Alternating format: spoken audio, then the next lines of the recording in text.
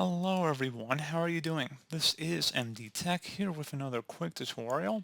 In today's tutorial, I'm going to show you how to resolve if your Xbox game controller keeps disconnecting from your Windows 11 computer.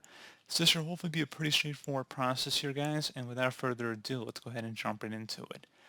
So first thing I recommend doing would be to actually move your handheld controller closer to your computer. So if it's out of range or you have pretty poor Wi-Fi signal in your house, it's certainly possible that it's just not getting a good connection. So consider moving the console closer to your computer or your handheld device as well. So try and move everything closer together if possible.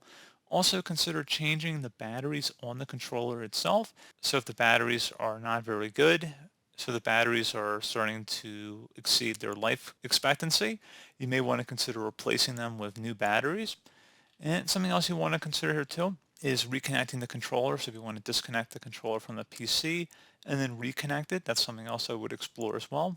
And then one final thing you can try as well would be reconnecting your computer. So basically just press and hold the connect button on your connector and wait for the Xbox button to start flashing.